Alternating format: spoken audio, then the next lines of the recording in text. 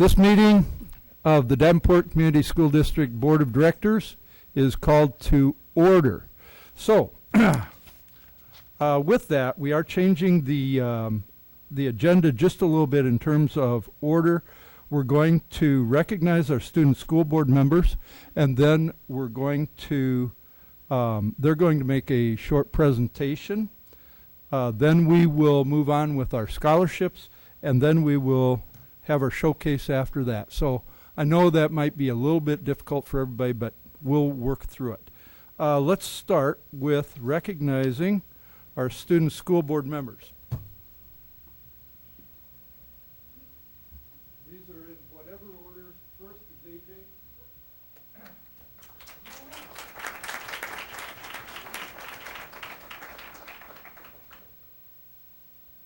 So, well, this is yours. Oh. They all read about the same, but it says, in recognition for serving as a student board member for the Davenport School Board during the 2016-17 school year. And I want to say that these student school board members have been amazing. They really have. And they've participated. They've sat through long, boring meetings. They've given us a lot of great input. And it's a real thrill for all of us to be able to work with these great students. And so thank you very much, AJ. Great job.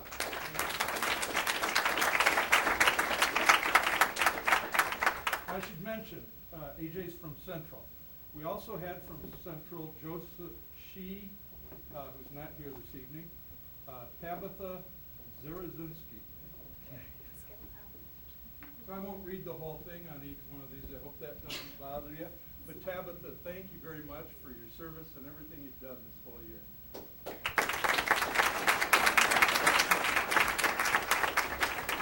Marissa Robertson.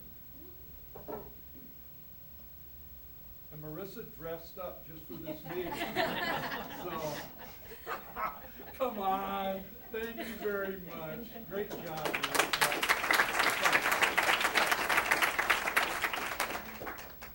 Jacob Kroger from West is not here.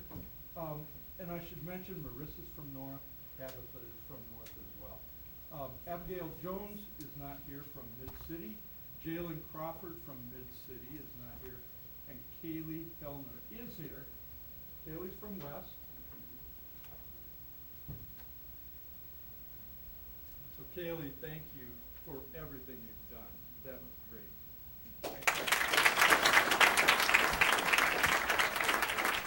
So, and good luck, of course, to all of you. And if we have a chance, we'll say more. But why don't at this time we're going to turn it over to you student school board members to do whatever you plan to do.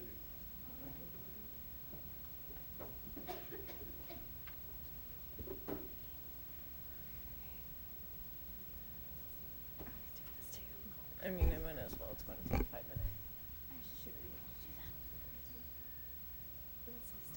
Go, AJ. All right. Just pick So, up the mouse. hello. This is our final student board report. We've made a number of these over the weeks that we've been here, and it's really been a pleasure. So, enjoy. Okay. So I'm going to try to talk as much as I can. So what I wanted to start off with is this kind of learning experience. Kind of all of us didn't know what we were coming into. We got told by our counselors, asked if we wanted to do it. We were like, sure. So what we kind of knew going in was there was like a lot of business occurring, and of course it does, that there is a huge funding issue going on. It's been public knowledge that that's been going on, and so we knew going in there that's going to be a major topic. And then we knew that the school board always loves to recognize student achievement as a key focus. So that's kind of the things we were looking forward to hearing, and we weren't disappointed when that happened. So what we do know now is that there are tons of business interactions, the small things going from construction, renovations, and all of the above. There are harder things like equal funding, trying to figure out the finance-wise. And then there is the hard decisions that we didn't know revolving around open enrollments, things like that. And then we really do notice that there's quality over quantity when it came to the long, long nights of trying to talk and do discussions.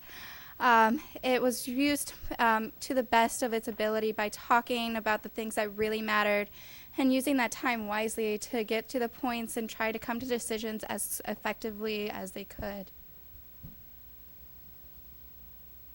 So we had a lot of fun while we were here. I'm not sure quite how many months we were here, but it's really flew by. And the willingness to participate in small events of both staff and students with both presentations and things on the side is astonishing. Like it says up there, we have a ton of fun here. As you know, as boring as 3-hour meetings sometimes sound, we find a way to enjoy it and a way to have fun and a way to also get things productively taken care of. So thank you.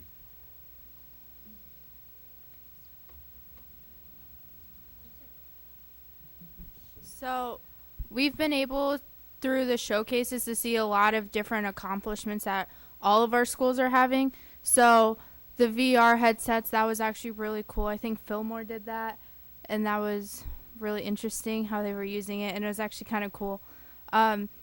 Just how people are really getting involved with STEM. I mean, obviously I'm going into engineering, so that's really interesting to me, but seeing how young it can start and how schools are pushing for that is actually pretty cool to see in our schools. So that's...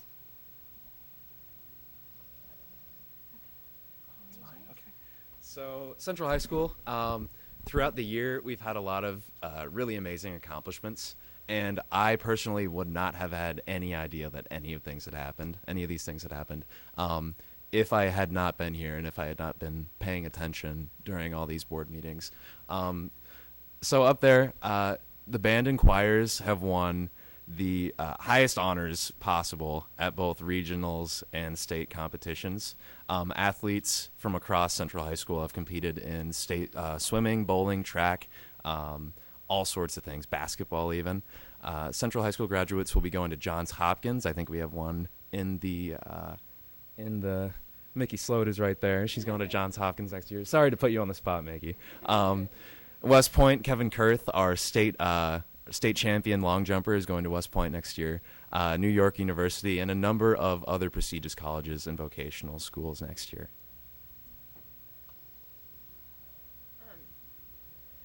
Things to be proud of from North High School's dual enrollment program finished with 37 kids that earned their associate's degree last Monday and walked across the stage.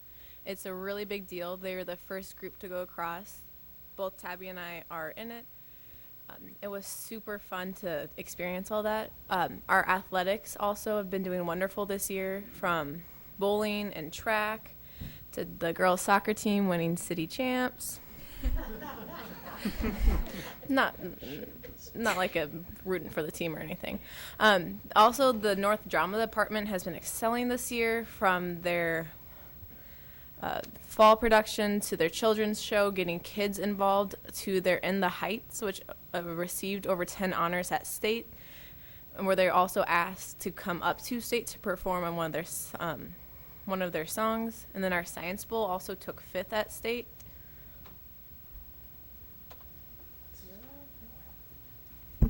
So some of the achievements at West that we are pretty proud of too is we were world champions this year for 2 different teams, and we had a lot of support from you guys, which really helped us and really opened our eyes to how much we rely on others and how humble and thankful we do have to be now. And we also now offer that students can become certified CNAs just through going through certain classes at West. And all the athletes that I've had to pay attention to report on that are doing well in dancing, cheering, swimming, that's all pretty cool to actually have to pay attention to and report on.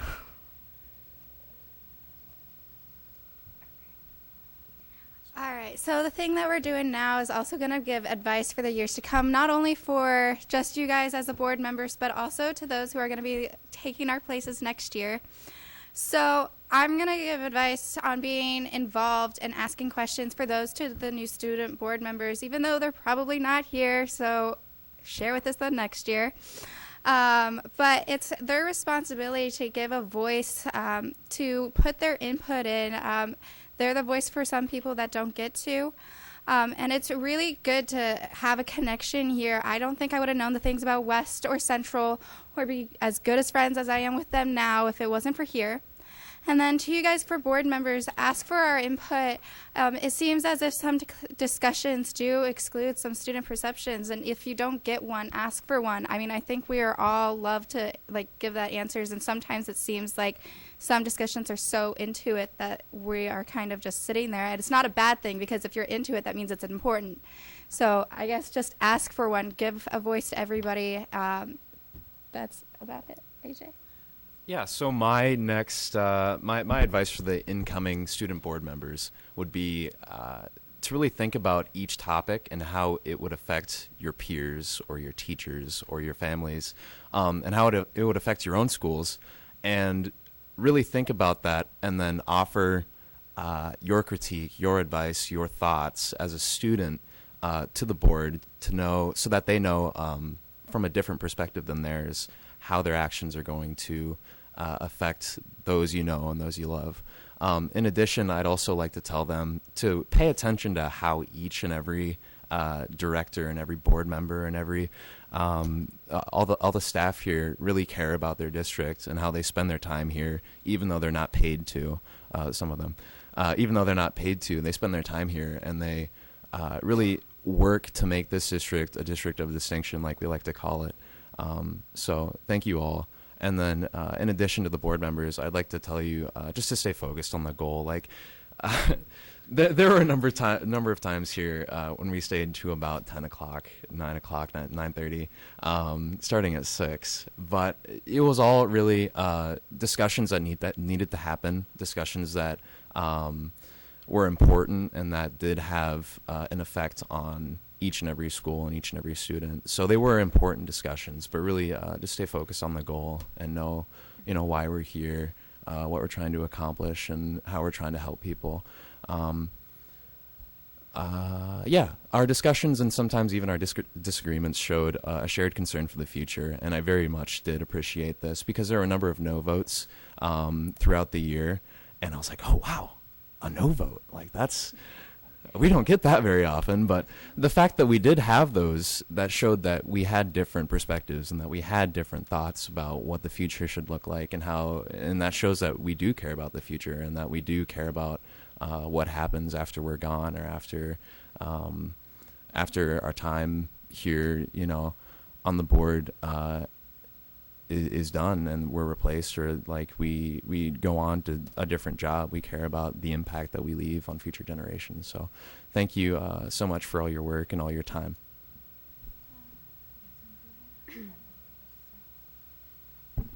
So advice I'd give to the new student board members coming in is to always go through the minutes if you're not there, because there was times I was gone because of robotics or other things, and I would go through the minutes, and then I'd take that back and talk to my teachers about it and see what they had to say about it and their opinions. And I think that really helped me to get more engaged with my school instead of being in my isolated robotics group. And it also helps to get other perspectives too. So that would be my advice to the new student board members. I wasn't planning on presenting, so I don't have a slide either. I like to think I keep the meetings lively, so my advice for student board members is to bring food. We're here late. I get hungry. But in all seriousness, I would say talk to your students about what's happening. I know I would bring it up, and it would actually evoke a large conversation that sparked their interest, and I think it was really cool to see that they were interested in what was happening at these board meetings, and that we were discussing things that were relevant to the students. For the board members, I would say more recesses. It got really hard to sit there and stay focused on some of the long meetings, but I think after the 5-minute recesses, that we were all more lively and engaged than when we pushed through to 9:30. So that's my advice. Okay, so we just wanted to say thank you. This opportunity is amazing to have. I really encourage students to be more active in this, or students who aren't in it to come and to actually view it, know what's going on in their community. But thank you, everybody, for letting us be here, letting us have our voice into it.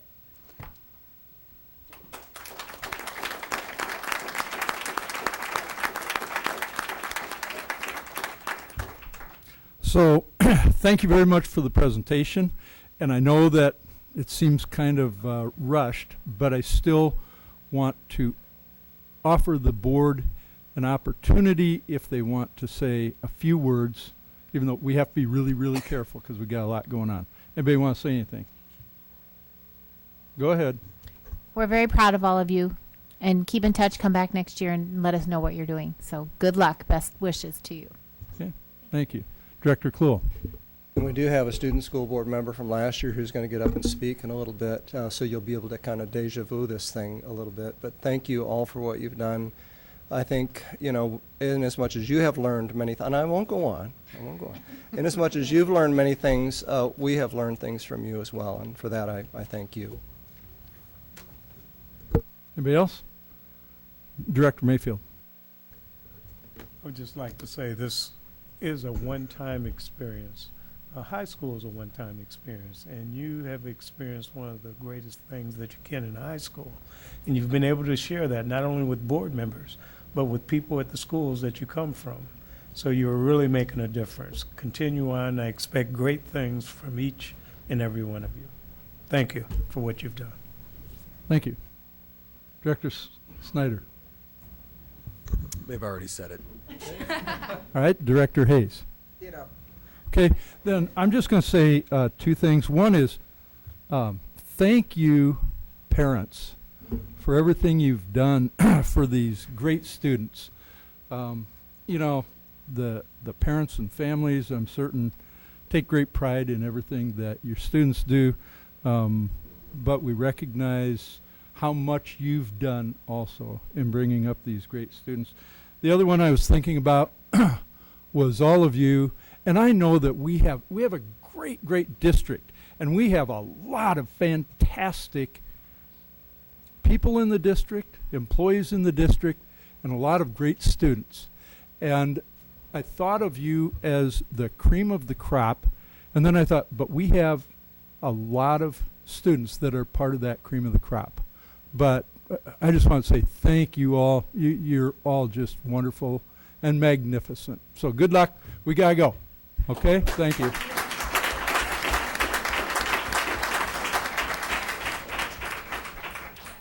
Now, you're welcome to stay for the rest of the meeting if you'd like. But I know Marissa especially has to get going. I hope you make it in time. Okay, we'll move on to, oh, excuse me. Take your name placards with you. Right. Okay, we'll move on to scholarships. Superintendent Tate. Well, I think, Ann, are you going to start with it? Okay. I'm going to speed talk this so these Central kids can get out of here. Good evening and welcome. First, I would like to thank the Davenport School Board for giving us this opportunity. I am Ann Carworth-Fredericks, Executive Director of the Davenport Schools Foundation. Our 15-member board is represented here tonight by several board members, past President John Korn, current President Steve Hunter, Manny Fritz, Program Director Jennifer Wyneth. We'd especially like to thank and recognize Superintendent Dr. Art Tate and District Liaison Rachel Steiner. Thank you for all your support.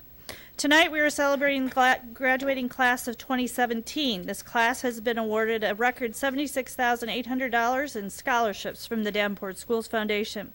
There were 46 awards given covering 27 scholarships. Tonight I have the honor of introducing several of these young men and women to you as well as their parents who joined them tonight.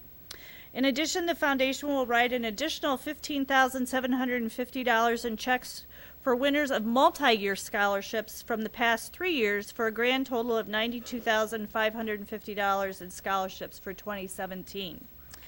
Before I introduce the winners, I would like to acknowledge our scholarship co-chairs, Manny Fritz and Sherry Fries, for all their work in selecting winners, as well as members of the Foundation's Scholarship Committee, Barb Riley, Tom Kettleson, Marilyn Peters, Craig Van Hook, and Danny Reefy. And I must also offer a special salute to our donors who create and add scholarship money to their funds each year. They play a quiet but very significant role in the process. We truly appreciate their vision and generosity. Please hold your applause until all are introduced. At the end, we will take a photograph of all scholarship recipients with the board in the front of the room. I would ask that all scholarship recipients please make their way to the front of the room and stand over here to my right. I sound like Vanna White. Please step forward as I call your name. Parents, when your child is recognized, please stand at your seat to be recognized as well. Again, please hold your applause for the end. We are going to start off this evening with our very talented Central High School recipients who need to leave early to attend their final choral concert of the year. Let us start with Tom Kettleson, who will join me in presenting the Central High School class of 64 Future Educator Scholarship. Winner is Kaylee Bullock, Davenport Central, $2,000. Kaylee is the daughter of Julie Bullock, and she will attend the University of Iowa. Come on up, Kaylee. She is also the winner of the Carroll Herring Memorial Scholarship for $500. Let us welcome Carroll's daughter, Cynthia. Cynthia is here to help us present the Carroll Herring Memorial Scholarship. There are 7 winners. Our first winner is Kaylee. Congratulations. Kaylee, what I decided to do this year is just a sentence from each student, and you will see why we chose 7 students this year. Normally we choose 2 or 3. She says, once I become a teacher, I will be the 4th generation of teachers in my family. I believe this helped me not only appreciate school more, but to also have more respect for the job and help me influence me into deciding to be a teacher. Congratulations. Davenport Central, $500. In Brian's words, he says, I have realized how much of a difference one person, a teacher, can make at a certain point in a student's life, and I hope to make a difference in my students' lives. His parents are Heather and Richard Dennis. He will attend the University of Northern Iowa. Brittany Hildebrandt, Davenport West. Her parents are Tim and Tina Hildebrandt. Brittany is also the winner of a DS Davenport Schools Foundation Future Educator for $500, and she will attend the University of Northern Iowa. In Brittany's words, I love my hometown, and I want to have a job close to home so I can do things with my family. As family is very important to me. Cole Flack, Davenport West, $500. His parents are Sherry and Steve Flack. He will attend the University of Northern Iowa. Cole is also the winner of the Future Educators for $500 and the West High Music Scholarship for $500. In Cole's words, starting from 2nd grade, I have always wanted to be a teacher. I saw many teachers who would bend over backwards for their students. This reminded me why I wanted to become a teacher. Anna Artavadis, Davenport West, $500. Anna is the daughter of Mary and George. She's also the winner of the Helen Poling Scholarship for $1,200. Anna will attend Co-College. In Anna's words, my mother has taught kindergarten for more than 20 years. She has shown me the qualities of an excellent teacher. She is constantly looking for ways to reach her students. She has shown me that being an educator takes dedication. Nicholas Lamack, Davenport North, $500. Nicholas is the son of Kelly Lamack, and he will attend Columbia College in Chicago. And our last award, Nick, says, as an educator, I am passionate about creating a safe and accepting environment for my students, as many minority students are mistreated socially. In my classroom, everyone is equal and valuable. Cole, come on up. Our last winner, Madison Harlan, Davenport West, at $500. Madison is the daughter of Heather and Terry. She's also the winner of the Brian Keppy Memorial Scholarship for $500, the Jan Newton Educational Opportunity Scholarship for $10,000. This is a 4-year renewable scholarship of $10,000, $2,500 per year, and is awarded to a student who is passionate about becoming a teacher and will inspire the love of learning in the next generation. This is really the last one, Madison. She said, when I become a teacher, I want to be a role model and advocate for my students. I want to be the best I can be to educate my students and prepare them for the future. That is the hearing. We're going to take one quick photo. Yep, slide over quick.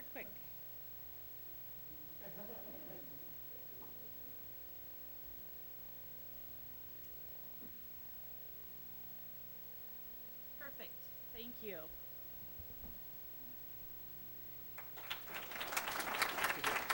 Thank you.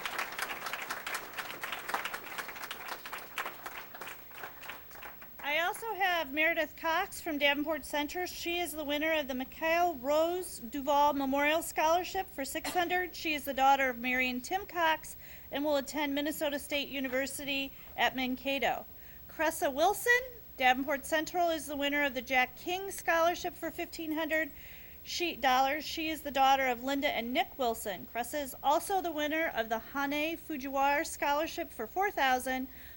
$1,000 renewable for each 4 years. Let's have again another brief round of applause so these winners can leave and make it to their concert. As they're out the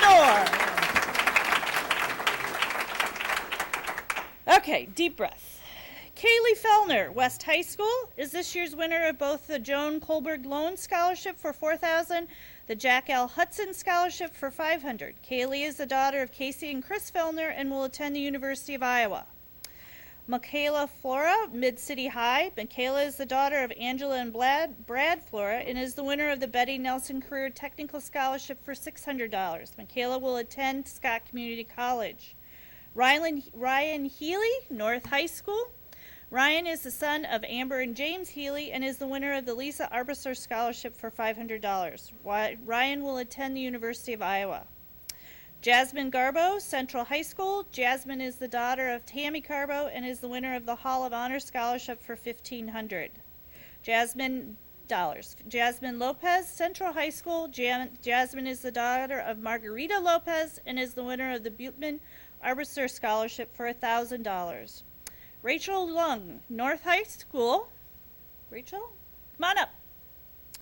Is the winner of this year's Mary Means Memorial Scholarship for $2,000. Rachel is the daughter of Kong Tru and Guy Long and will attend Iowa State University. And then if you'll just stay here. Hannah Mendel, Central High School, is the daughter of Michelle and Tim Mendel and is this year's winner of the Jane Grady Memorial Scholarship for $5,000. $1,250 renewable each year for 4 years, and the Hall of Honor for $1,500. She will attend Northwestern University. Cameron Mays Butler, North High School, is the son of Tahisha Butler and is this year's winner of the Betty Nelson Career Technical Scholarship for $600. Cameron will attend Ellsworth College. Winner Madeline McCabe, West High School, is the daughter of Rick McCabe and is also the winner of the Betty Nelson Career Scholarship for $600. She will attend Scott Community College. Adam McGowan, West High, is the son of Teresa and Rick McGowan, is this year's winner of the Brad Peck Memorial Scholarship for $300. Keyshawn Miller of North High is the daughter of Tamara Smith and is this year's winner of the Betty Nelson Career Technical Scholarship for $600. She will attend Kirkwood Community College.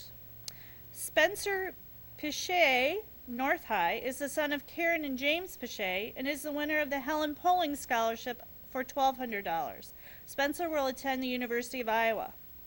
Hannah Rios, Central High School, is this year's winner of the Jerry Jurgens Memorial Scholarship for $1,500. Hannah is the daughter of Amy and Jonathan Rios. Sam Serrano, Central High School. Sam is also a Jerry Jurgens Memorial Scholarship winner for $1,500 and the son of Connie and Sol Serrano. Joseph Shy, Central High School. Joseph is a Hall of Honor Scholarship winner and will receive $1,500. He is the son of Dana and Tom Shy. Joseph will attend Augustana College. Lauren Mickey Sloat, Central High School, is this year's winner of the Catherine Bell Tate Scholarship, which is $14,000 over 4 years. Mickey is also the recipient of the Central High School Hall of Honor Scholarship for $1,500. Her parents are Bonnie and Gary Sloat. Mickey will attend Johns Hopkins University this fall. A.J. Smith, Central High School. A.J. is the son of Karen and Kevin Smith and is the winner of the Hall of Honor Scholarship for $1,500, the Helen Poling Scholarship for $1,200. A.J. will attend the University of Iowa. Rachel Stewart, West High School. Rachel is the daughter of Jeanette and Jeff Stewart and is the winner of the Davenport Schools Foundation Future Educator Scholarship for $500. Rachel will attend Kirkwood Community College. Tabitha Zarzinski, North High. and is this year's winner of the Marie Link Polling Scholarship for $1,000 and will attend the University of Northern Iowa. She is here with her grandparents, Vicki and Gray Hoy. Winner Thomas Thieling of Central is this year's winner of the Hane Fujiwara Memorial Scholarship for $4,000. He is here with his parents, Susan and Charles. Dalton Townsley of West High is this year's winner of the George Weiss Memorial Scholarship for $500 and is here with Heidi Eggert. Ladies and gentlemen, deep breath. The 2017 Davenport Schools Foundation Scholarships recipients. A round of applause.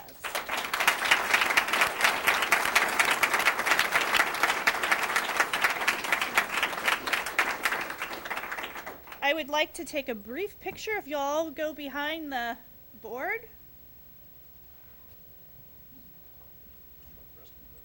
Yes, and if there are any other runners that are still here that did not leave, that would be great. Come on up, guys.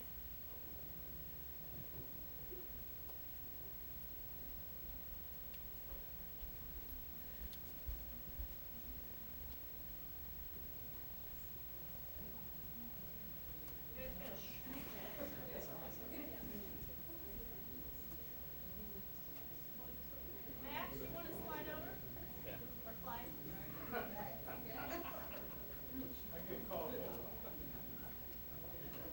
You guys want to stand over there too? Okay, ready?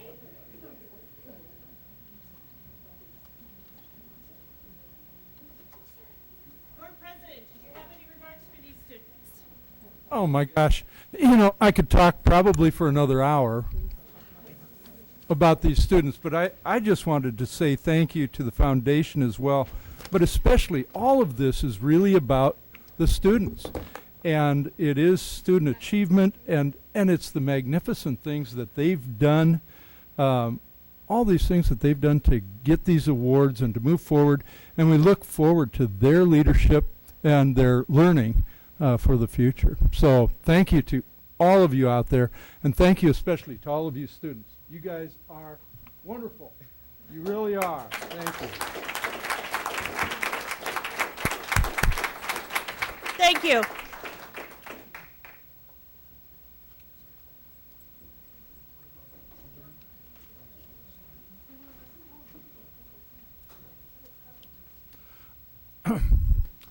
So does that do it for our scholarships?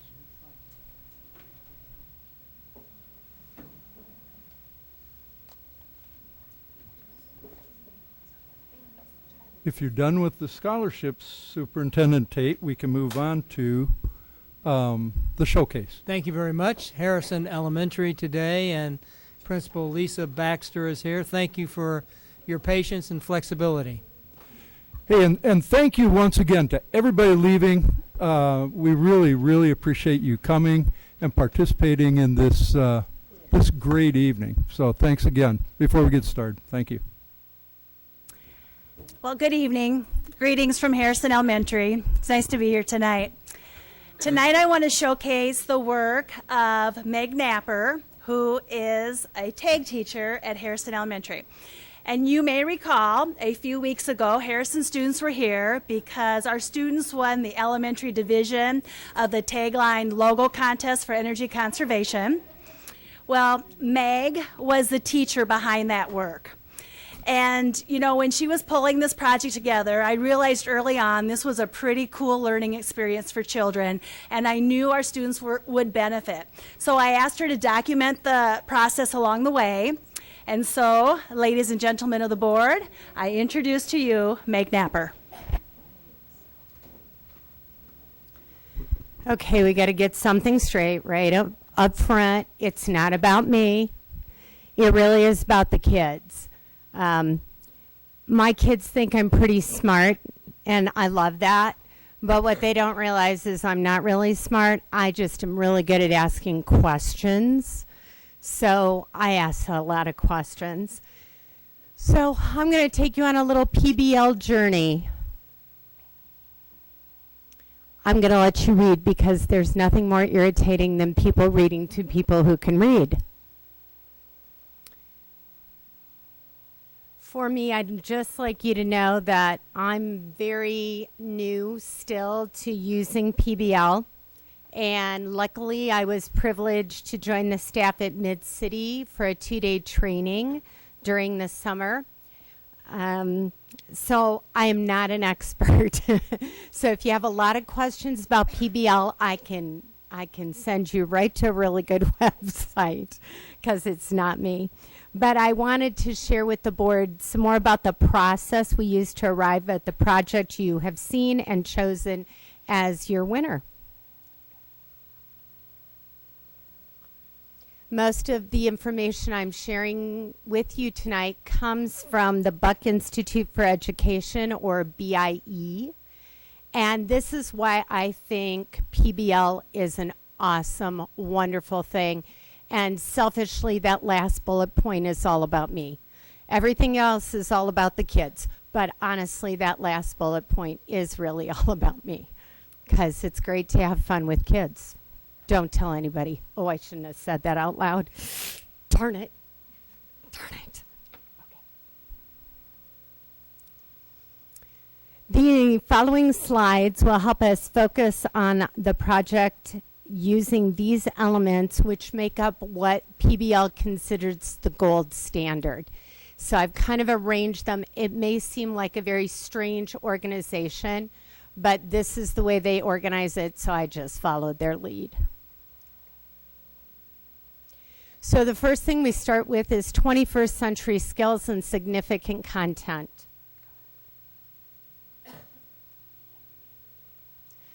These are the rails on which PBL run. They are parallel lines on which all good learning runs. The focus in regular classroom is on the significant content or on core academic content areas. I feel it's my role as the talent development group leader to shift that focus to the other rail, which is our 21st century skills. And they're up there for you. These are also falling under the employable skills in Iowa Core.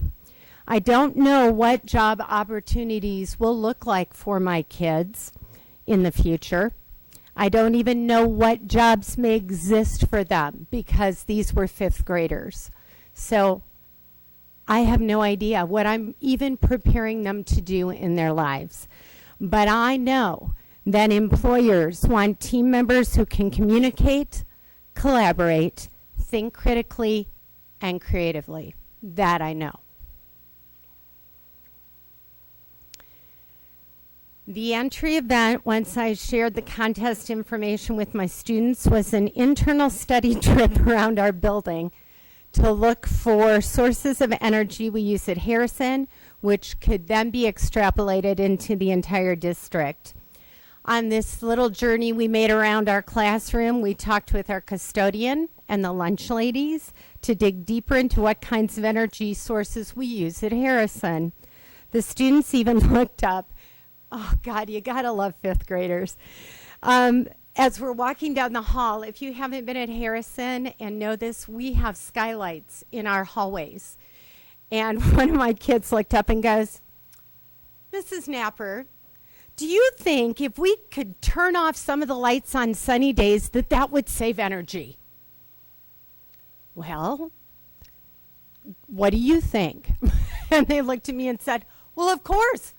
We have those little things by our lights that say, turn off the lights. And I said, okay, you guys. All right, you're on the track. So this is what we actually, then I came up with the sentence to help us focus our driving question and all our questions.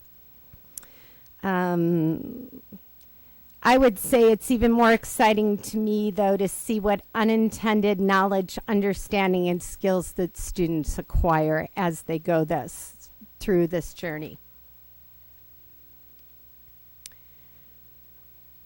The project involves an active, in-depth process over time in which students generate questions, find and use resources, ask further questions, and develop their own answers. Our project lasted several weeks, and from the time the contest was announced until right before spring break when we turned in our entry, I normally meet with kids twice a week for about 45 minutes. The whole purpose is to continue to ask questions, and oh, they did. Our real-world context was set up for us by the board. We used real-world processes and tools to come up with our final product. We began with a guest speaker, Mr. Nathan Wells, a West High alumni who majored in advertising and Bradley University. I must have put this up front. That's my future son-in-law. We have a wedding in 1 month, 3 days, and I'm not sure how many hours, but I know it's coming. Nathan spoke to the group about what makes a good tagline and logo. SWOT stands for strengths, weaknesses, opportunities, and threats, all things an advertising team should be thinking about as they market their products or idea. He also explained the rule of 6 words or less, and takes less than 6 seconds to read. And they had a great fun time with Nathan, excuse me, and his drawings and coming up with logos they already recognized. Once we developed our ideas and designs, we invited Dr. Tate to come speak to us about the importance of energy conservation in our district. He also spoke about the reason and the origin of the contest. The project allowed students to make choices about the products they created and the groups in which they worked. Students chose whether they were going to work on the tagline, our word smart people, or logos, my little artists. They could work in a small group, pairs or alone, whichever way they preferred. I provided class time, but often the students worked outside of this provided time frame. I set the framework, but the ideas were all from the students. Students give, receive, and use feedback to improve their processes and products. During the project, we would come together, discuss how things were going and how to move forward. And by the way, I see a morning group and an afternoon group. So we did some emailing each other back and forth. It was a challenge to have 2 separate times, but we made it work. The kids were they'd see each other at lunch and chit-chat. They were very open to changes being made because the teamwork idea was stressed throughout the project. We used a 5-3-1 voting technique to help us narrow our choices of both tagline and then the 6 logo designs, which we would take to our focus groups. We decided to have focus groups to gather information and make revisions to the top 6 designs. The students were in charge of writing a persuasive email asking their teachers to allow their class to participate as the focus groups. They also composed the script for the introduction to the students. They did some research on what makes a good focus group question and then wrote their own questions. After the first student group, they came together and made some revisions based on their experience with the first focus group. Yeah, and that was, I think, I didn't bring my kids tonight, but I think they learned a lot about being in front of little kids and how very hard it is to keep the attention of little kids. I said, and 5th graders. My TDG students worked with children in 1st through 4th grades. It was a whole new experience. I think they gained a greater appreciation for what we do as teachers on a daily basis. Now, these next slides are probably the most important slides I'm going to show you tonight, besides the cute kids. And the reason is, I went to them when this was done, and I asked them what they learned. And as a teacher, it isn't, I don't want to discount the importance of what I think is important as an educator, what I want them to get out of it. But honestly and truthfully, it doesn't matter what I do if the children sitting in front of me do not make their own understanding and knowledge real. So what you're going to see on the screen, I asked them to talk to me about their academic things that they learned and then the personal things they learned. These are their words.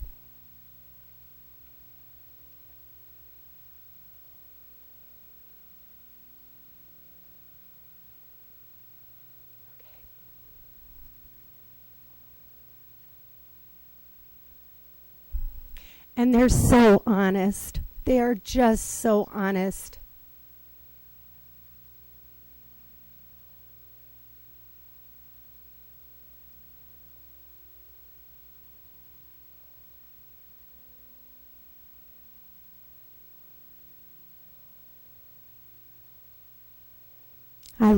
I'm not very good at taking suggestions.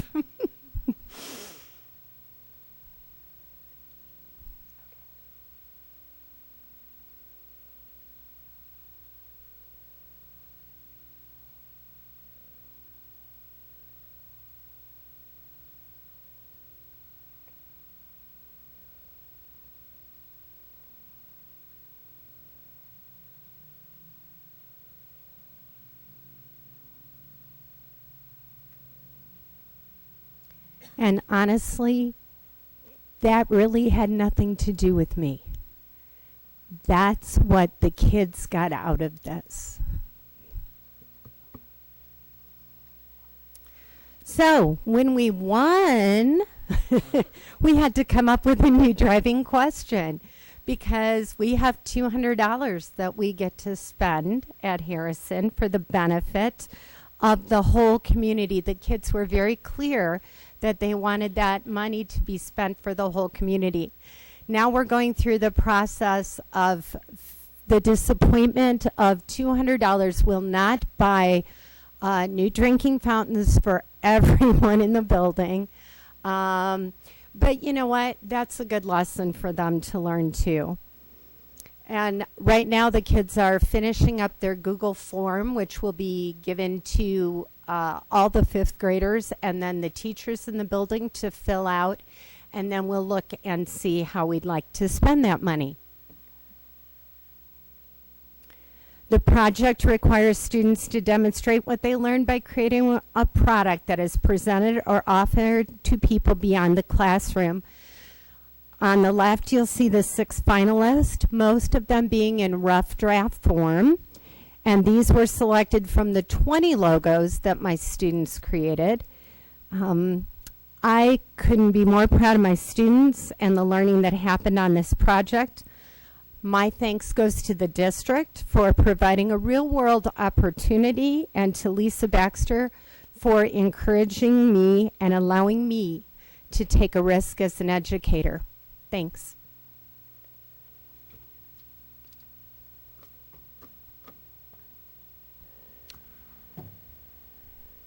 Any comments from the student school board members?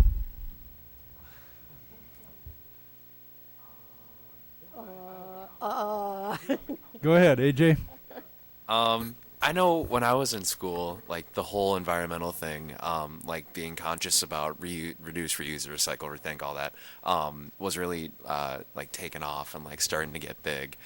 So it's really exciting and really encouraging to know that kids are still going after that and actually thinking about it more. Like the one on the right, I think I remember seeing that poster. It's not up there anymore, but it was blue, yellow, and green, which would be electricity, water, and the earth or plants, or and that's really smart. Like that's really thoughtful. That's a thoughtful picture for sure. And I don't know if I would have been able to come up with that, but that was really impressive and really interesting, and I thought it was pretty cool. So thank you. Thank you.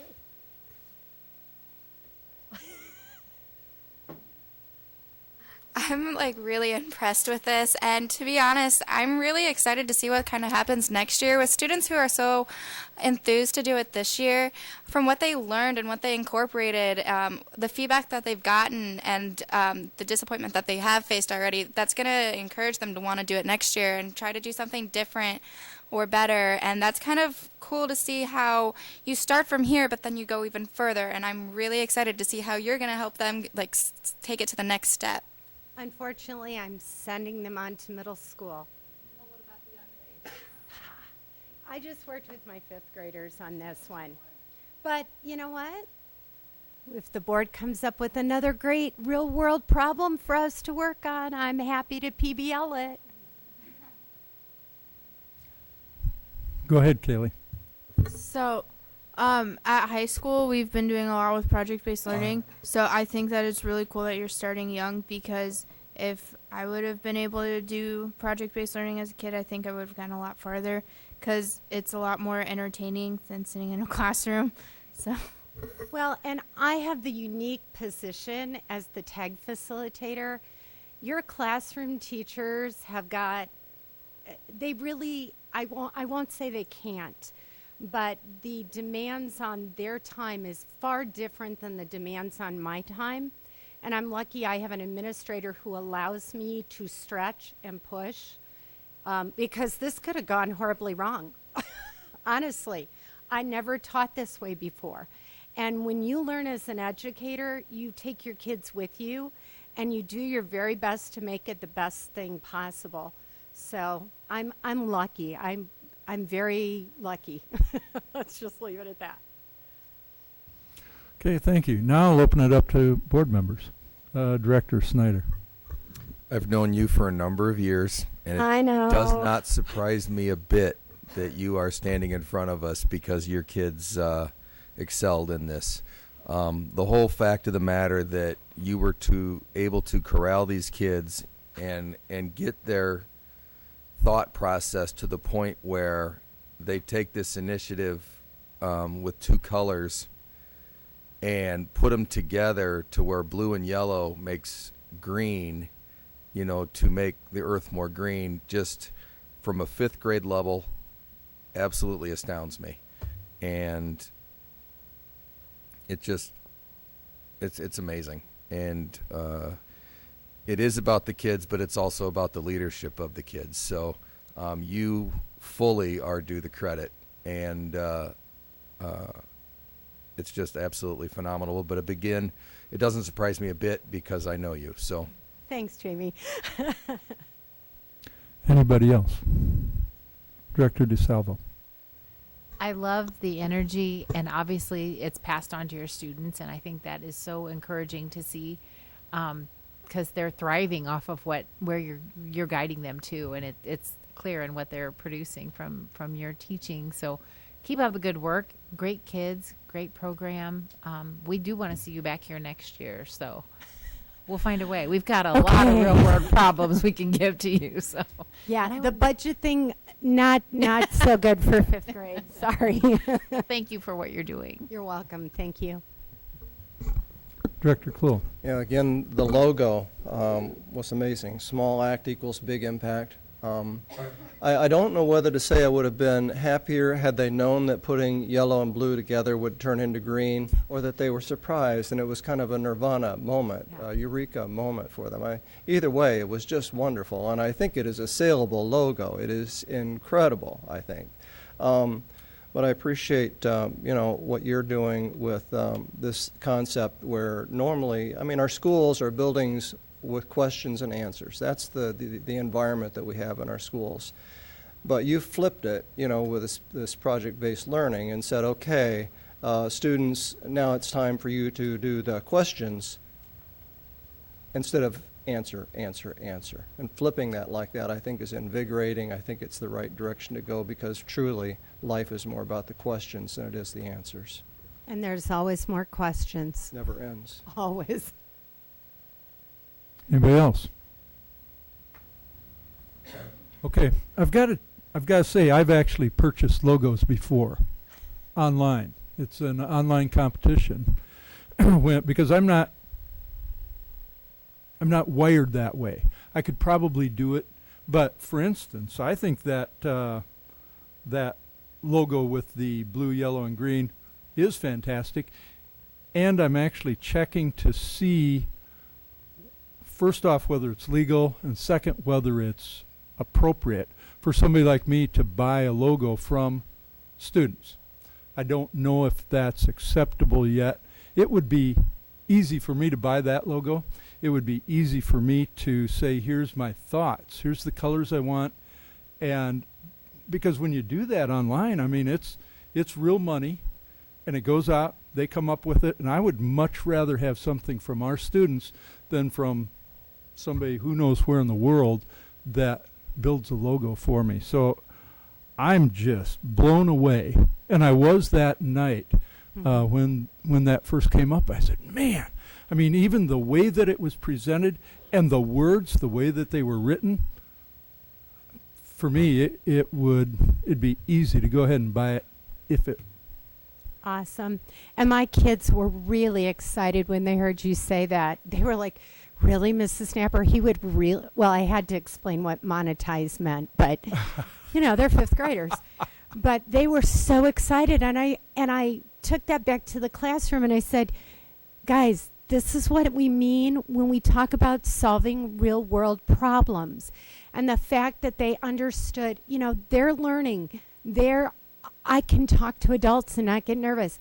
I have good ideas. When I don't agree with someone, I can't get mad. Oh my gosh, wouldn't our world be a better place if all adults learned those lessons? So yeah, they were so excited. Well, good. Well, we'll continue to pursue it. I do gotta say that when I talked to our lawyer about some of these types of things, she said you have to be careful because it could be interpreted as being creepy. So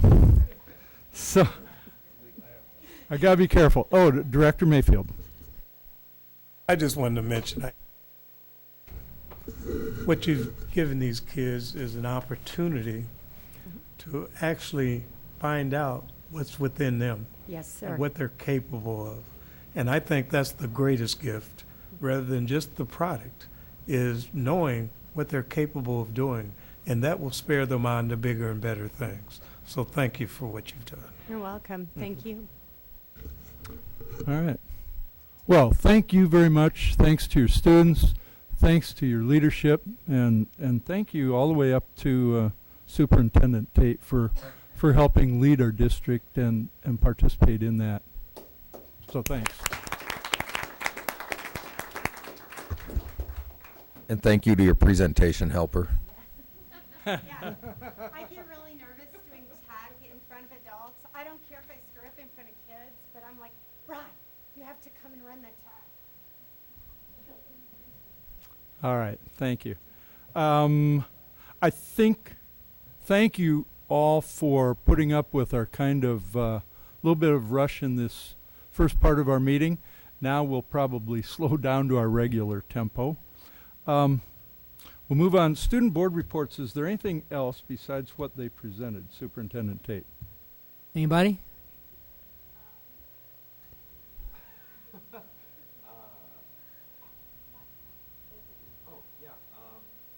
I think I might have mentioned it in our presentation, but Kevin Kurth took first place in long jump at the state track meet, so he's the long jump champion. He also took 5th place in the 100-meter dash, I believe. I'm not quite sure. And then Will Reemsma took 20th in the state. He's a junior, so he still has a year, but he took 20th in the state for the I believe 110 high hurdles. So that's from Central.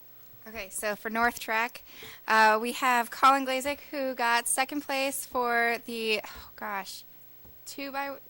it's the 2x100. I'm not familiar with track term lingos. So then we also have the group of 4 guys who got tied for second place in the 4x100s, if I remember correctly, for the North team. Also, for tennis, our guys have gotten to the semifinal rounds today. For the first time ever, actually, it's like a huge thing. So I guess, and the girls' soccer team won city districts, so yay. That's all I got.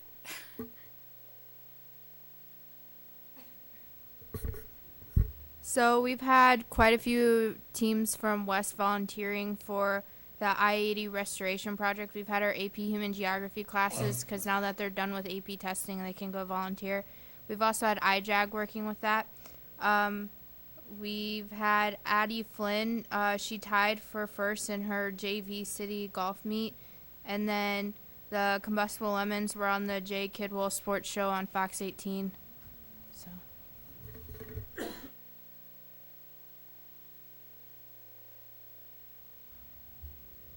That's it? Good, thank you. Just a real quick question that Jay Tidwell on Fox 18, when is that going to be on, do you know? It was on Mother's Day. There's probably a clip somewhere of it. Okay. I'm not really sure. Thank you. Ask Franzenberg. He'll know. Okay, sure. All right. Thank you very much. We'll move on to board reports. Director Snyder. I was fortunate enough last week to attend the graduation at the iWireless Center for Scott Community College, in which we've mentioned a few times, where we had 37 of our North graduates also get their associate's degree that same evening, and it's still just absolutely is hard to imagine that these kids have an associate's degree under their belt before they have their high school diplomas in their hand. They've worked really, really hard for that, and if you run across one, not over one, but across one, congratulate them. So, thank you. Anybody else? Director DeSalvo. I will just concur with Director Snyder in that it's just astonishing what these 37 kids have done. And I know personally how much work it's taken out of my son's life. And it was a huge decision to join this program. I think you all remember when I was losing my mind in front of you, not sure that this was the right thing to do. And should have known. Dr. Tate knows all. And it's been remarkable. So it's changed the lives of these kids. And I know the ones coming behind them are doubling the size of these classes. So special thanks to Scott Community College, and I really, really, really, really would love to see some media on this, just to shout out to everybody what the Davenport Community Schools are doing and this opportunity for these kids, because we got very little press there, and I'm going to have to yell at them. So anyway, congratulations to all of you. It was a very proud mama moment for all of them. So Thank you very much. Director Kluhl. Just a couple of things. Attended last week the Fillmore reading party, school reading party. A lot of fun. We all hung out there with so many people. They had so many people. They were lined up outside the door. People waiting to get in to read with kids. It was really a great event.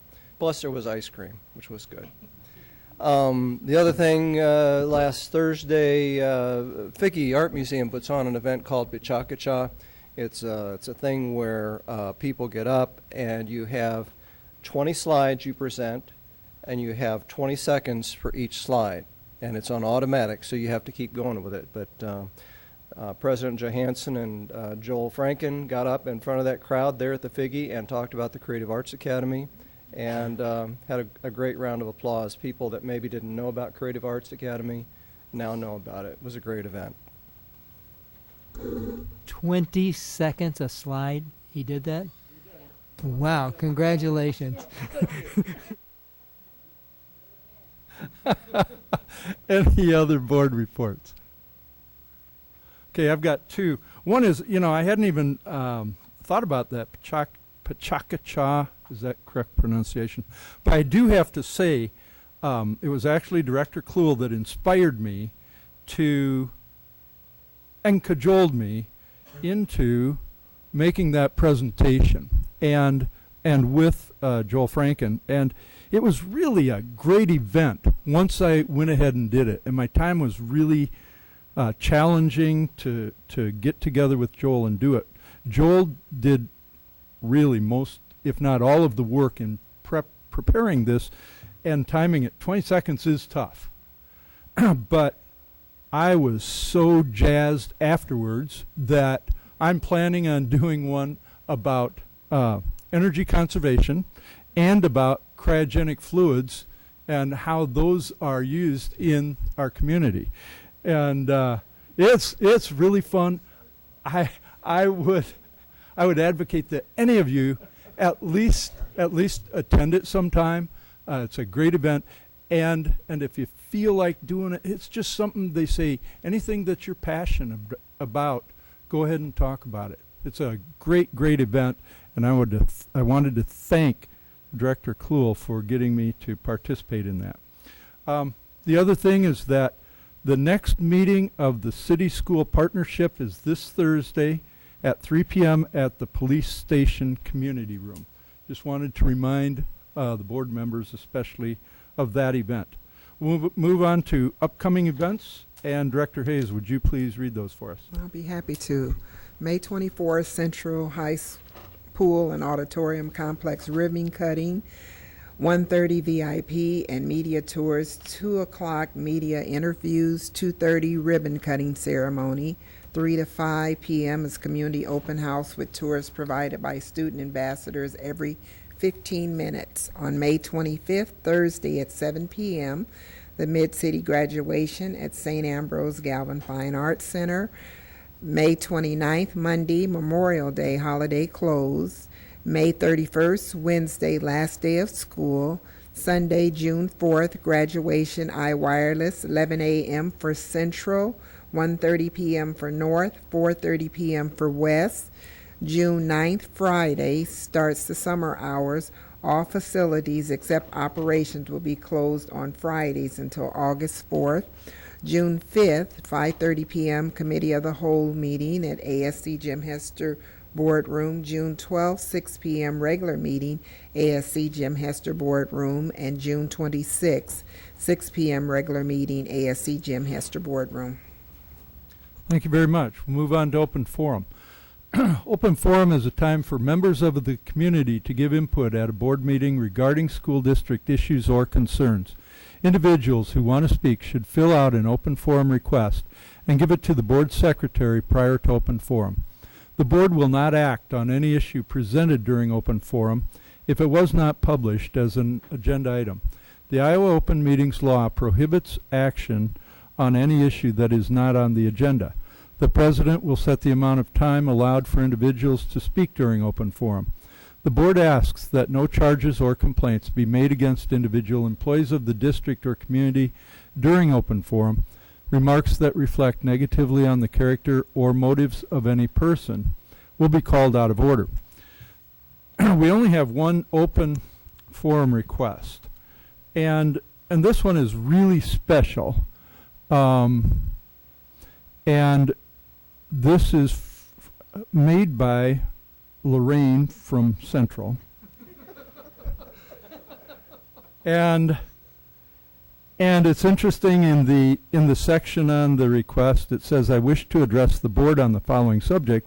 It's got a smiley face on it. And so Lorraine was one of our previous student board members, and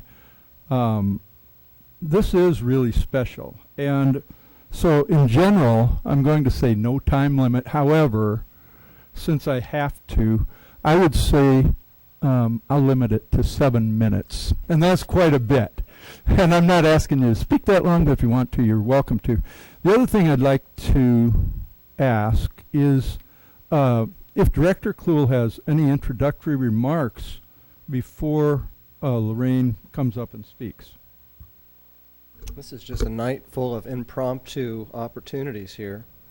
Well, I just wanted to say Lorraine was very much involved with us with our equality legislation advocacy last year. Went to the Capitol with us and spent a lot of time talking with legislators. And I told her, just like Norm Bauer once impressed us all by saying that he had Jim Leach's telephone number in his Rolodex on his phone. Jim Leach was a former senator or representative from the state of Iowa. I would like to say that I have Lorraine's quote here in notes on my iPhone. She was quoted in the Quad City Times saying, "My question is this: when will the state stop discriminating against me, my fellow students, and all these districts across the state in regards to funding equality?" That was said, I think, at one of our legislative forums where she was talking with legislators. So this is kind of a deja vu moment for you, because I hope that Tabitha, you and AJ will come back and talk as well, because I think it's always important to hear from our student school board members after they've fledged the nest, whatever you want to say, left home, gone away, opened that door to the unknown, and they came back, they survived, and if you got a smiley face, you know it's got to be good. So, Lorraine? Okay, thank you for that. And Lorraine, you need to give us your name and address when you get to the microphone. Okay, thank you. Cool. Hi, I'm Lorraine Pereira from Central, and my address is 6800 Jersey Ridge Road. So I was hoping there would be a few more seniors here, but we got a few here. I just wanted to say that this past year, I graduated last year in 2016, has been amazing. And I know that when I was sitting here a year ago, I was really kind of confused about what was ahead of me. And I was kind of scared. I was very excited too. I'm sure you guys are all feeling like a lot of emotions right now.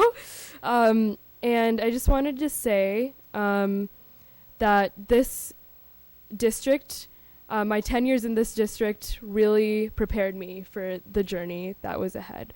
And that when you are feeling scared, that when you are doubting yourself, that when you feel like maybe you're not on the right path, that you should remember that you are enough and that this district has prepared you, and that everything, all these experiences, all the diversity, all the opportunities, all the support that you've received at Davenport Community Schools is enough for you to take on anything.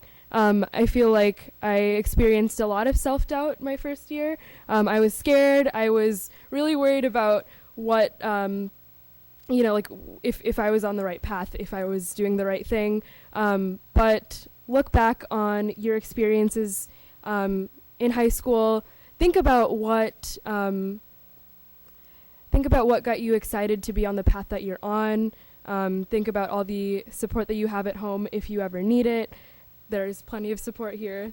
And just think back on the amazing experiences you've had here, because I think they've all shaped me a lot. And I think I wouldn't really be the person I am today. I wouldn't be back here saying this to you if I weren't proud of this district and how it has prepared me. So have a lot of faith in yourself. It's hard, but remember that you are enough and that you can take on anything.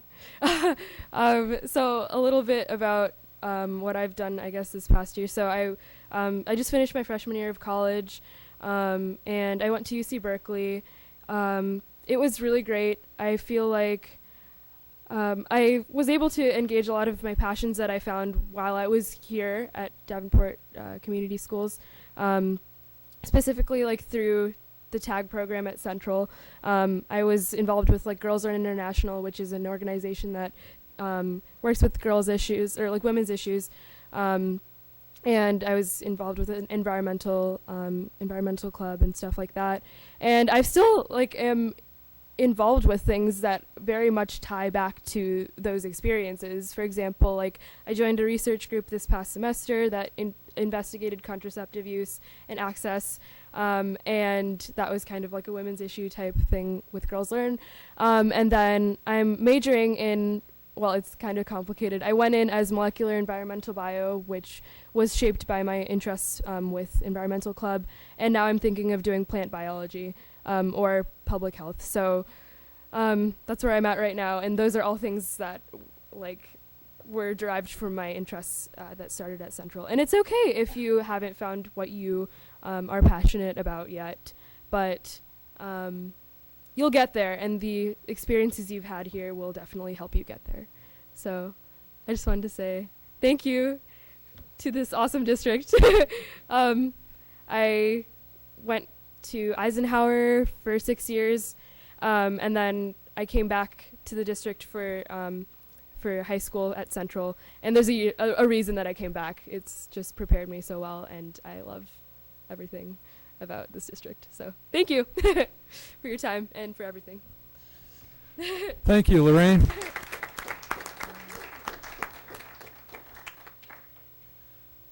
And thanks everybody for that round of applause. She is just one of the best, and it is so fantastic to have student board members come back and give a little perspective. So thank you again very, very much, Lorraine, for taking part of your precious time to come back and talk to us a little bit.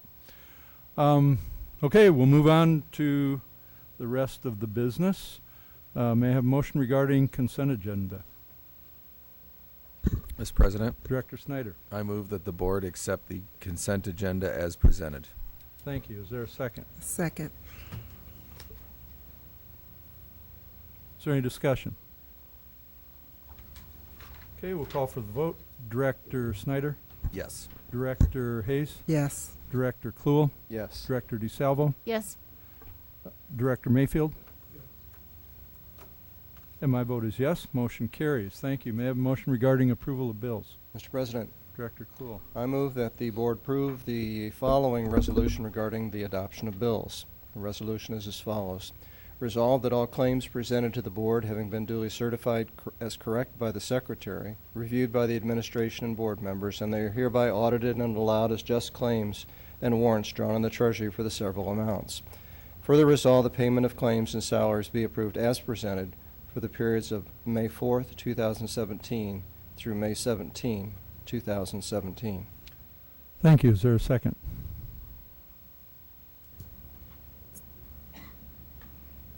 Second. Thank you. Is there any discussion? Call for the vote. Director Kluhl? Yes. Director DeSalvo? Yes. Director Hayes? Yes. Director Snyder? Yes. Director Mayfield? And my vote is yes. Motion carries. Thank you. Move on to Superintendent Report. Thank you, Mr. President. A little over a month ago, I was sitting next to Dave Hellers, one of the owner of the River Bandits, and he actually offered me 3 of the suites at the ballpark to host real estate agents. And I came back and talked to Rachel Steiner about it and said, well, maybe this is something we can do next year because it's too short, too close to the end of school. And she said, no, let's do it right now. And I said, no, why don't we wait till next year? And she said, no, we'll do it now. So somehow or another, she got sponsors, she got invitations, put it all together with her and her department, and we had a great event last week. About 35 agents came.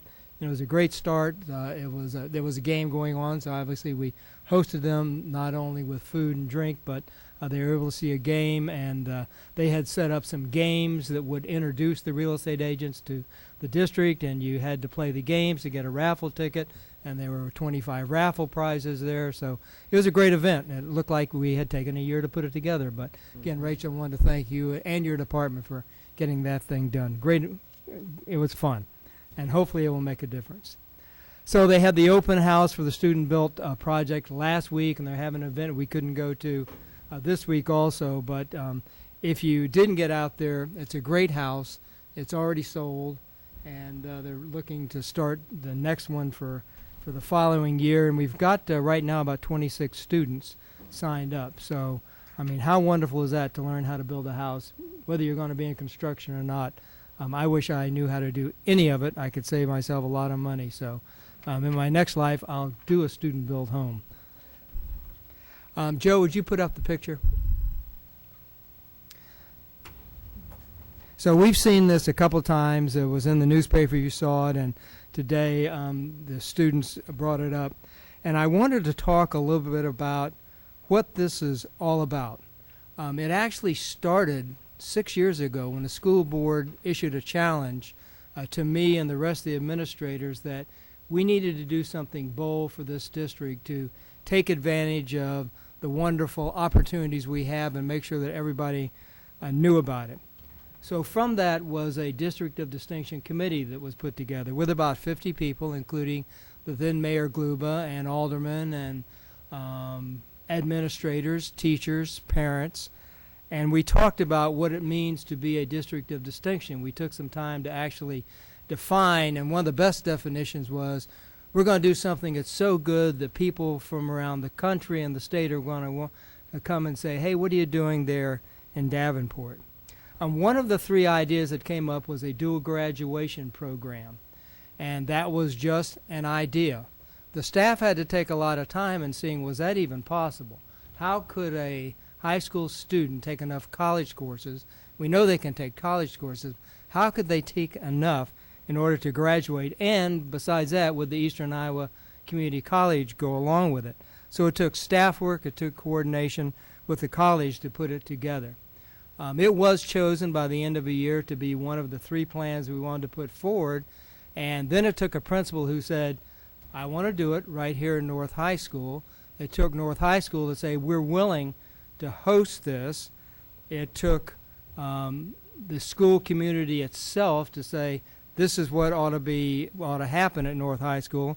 And then it took students and some reluctant parents to say, this is something we really want to do. And this is what you get. 37 of them. And there's a lot more behind them. A lot more coming. So this is a really good deal. But I just want to say, this just doesn't happen. It is a long evolution. And while we have that up, it took a school board that actually issued the challenge. It took a school board, and some of them are still here, that was very patient. They provided support. They encouraged. They recognized what was going on. And this comes to the fact that May is the National School Board Recognition Month. And it takes that sort of leadership to see and feel that these things can be done so that you get that kind of result and makes us a district of distinction. And I also want to say, in addition to this, that this board, this very board sitting here right now, has been standing tall for every student in the state. And there's no better school board in the entire state or the nation as far as I'm concerned. So happy School Board Month.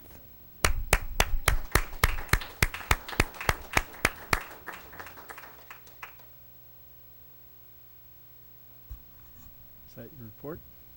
That's it. Thank you. On behalf of the whole board, I want to say thank you very much, Superintendent Tate, for your recognition of all of us. It's very much appreciated, and it's something I don't think any of us have really thought about. It's always interesting and fun to do these projects, and hopefully we all do it for the right reason and for the kids. So thank you. May I comment on this? Sure.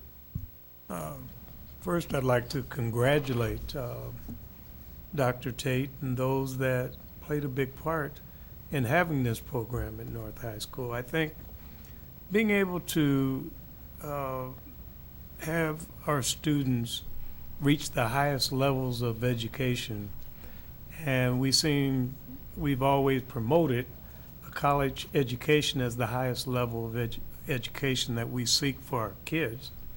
And being able to get those kind of credits in high school are just amazing, unbelievable. I think it's so good when you find something as good as a program like that. I think it's something that we should try to expand on. We should not try to limit ourselves, but to see where we can not only get better at it, but expose more of our kids to that type of opportunity. So I hope in the future because we have seen now, I think this program started out as an experiment to see if it was actually possible to do. We now know that it's possible. And we know the end result and what it's going to do for all of our students that have been able to obtain that. So I hope in the future that we look at expanding that program so all of our kids, not at just one of our high schools, but at all of our high schools, have an opportunity to do that in their home schools. So I thank you, Dr. Tate, for bringing that to the board, and I thank the board for thinking ahead and breaking the mold to make it possible to have such a program. But now I hope that we move forward and make sure that we keep expanding to make it even better.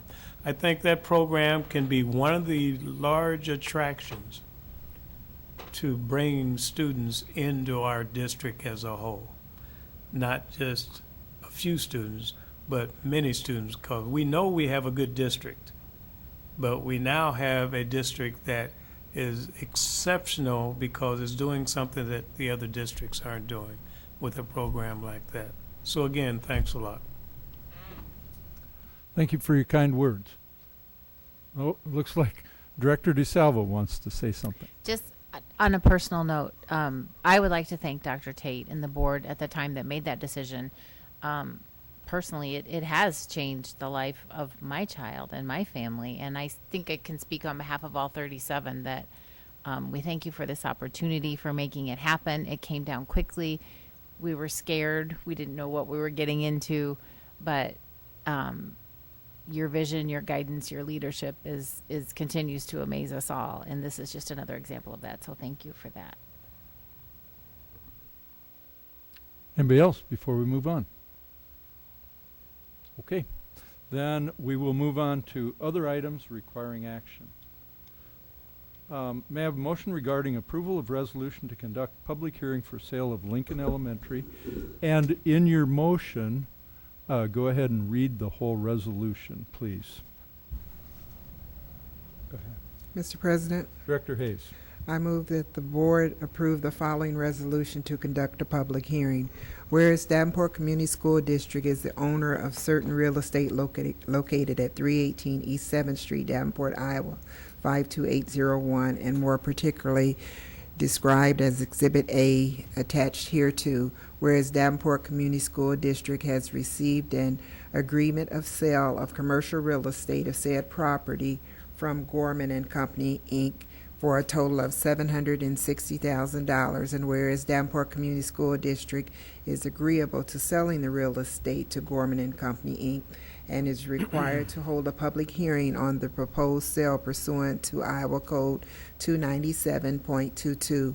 Resolved that a public hearing shall be held on June 12, 2017 at 6:00 p.m. for the purpose of considering the sale of the real estate owned by the school district at 318 East 7th Street, Davenport, Iowa.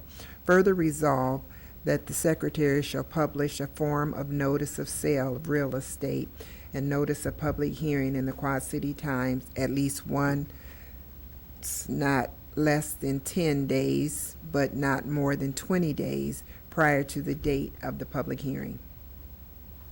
Thank you. Is there a second? Second. Is there any discussion? Okay, we'll call for the vote. Director Hayes? Yes. Director Kluhl? Yes. Director DeSalvo? Yes. Director Snyder? Yes. Director Mayfield? No. And my vote is yes. Motion carries.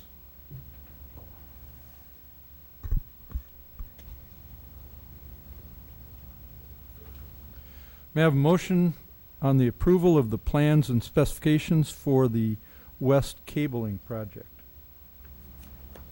Mr. President, Director DeSalvo. I move that the board approve the administration's recommendation for the plans and specifications for the West High School cabling replacement project. Okay, thank you. Is there a second? Second.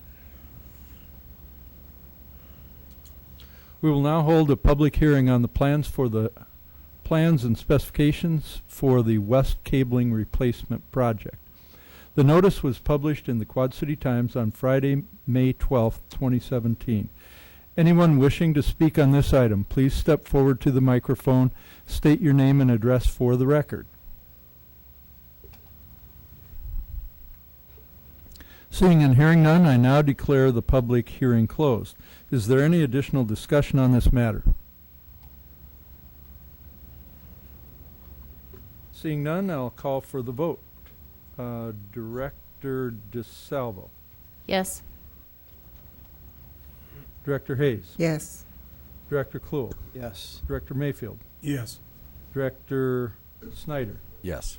And my vote is yes. Motion carries. Thank you. May I have a motion regarding approval to name Central High School tennis courts? Mr. President, Director Kluhl. I move that the board approve the naming of the Central High tennis courts, the Larry Jacobson courts, after longtime tennis coach, Mr. Larry Jacobson. Thank you. Is there a second? Second. Is there any discussion?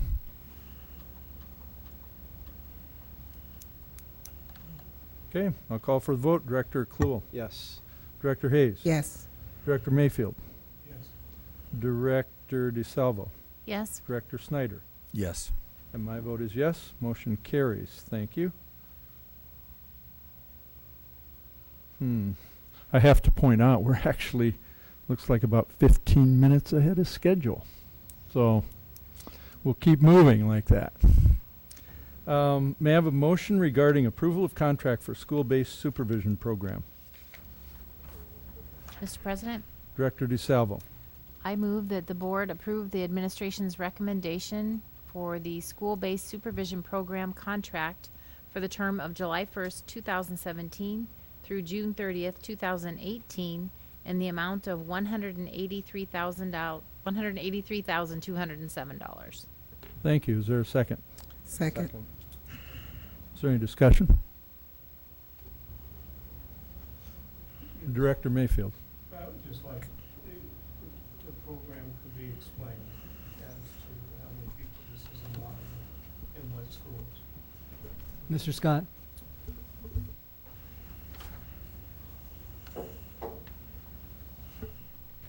I'm sorry, I was looking at spring beds. I'm sorry, can you repeat your question? How many people are placed in what schools and what's involved in the program? For the summer school?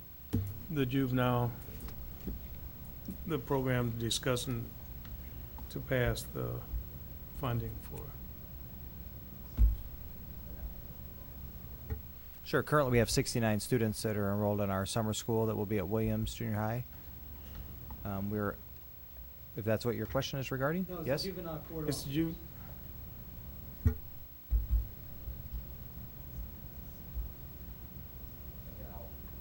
Can I ask for the It says question? Base supervision program. I was asking to explain it. Dr. Tate, I'm just not understanding. I apologize.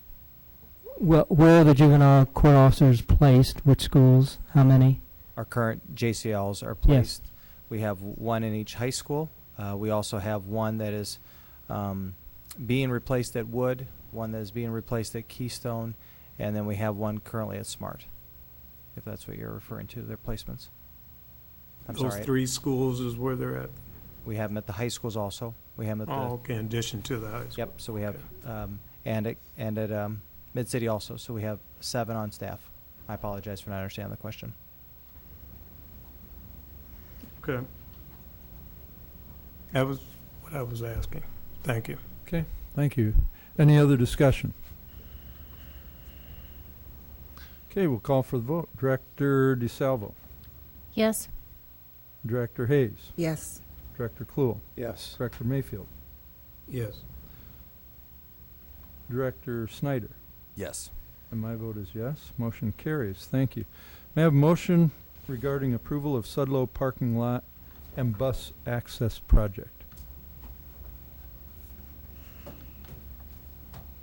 Mr. President, Director Snyder. I move that the board accept the administration's recommendation to approve the lowest responsible and responsive bid from CDMI Concrete in the amount of $197,230 for the Sudlow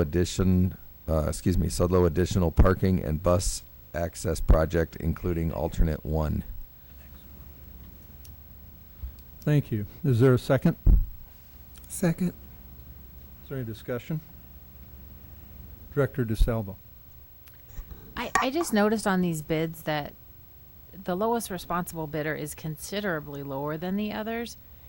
And I'm just concerned we're going to come back with contingencies and things that are found that aren't planned. They all bid the same set of documents. Joe talked with the contractor about this very fact. In fact, Joe just told me the contractor said that he wishes he had put another $30,000 in there, but they're confident that their estimate is good.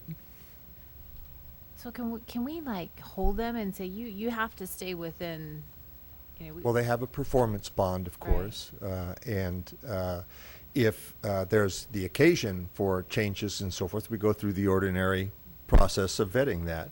But the plans, I'm confident, are very good and complete. And as I said, Joe told me right away that he had that conversation opening day, to which they said, yes, we're confident. Okay. Thank you. Any additional discussion? Okay, call for the vote. Director Snyder. Yes. Director Hayes. Yes. Director Kluel. Yes. Director DeSalvo. Yes. Director Mayfield. Yes. And my vote is yes. Motion carries. Thank you. May I have a motion regarding approval of letter to EPO?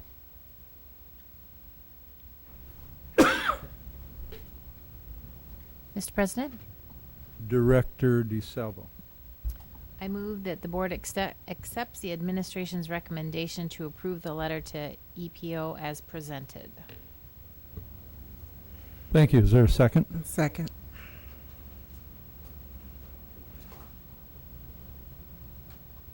Is there any discussion?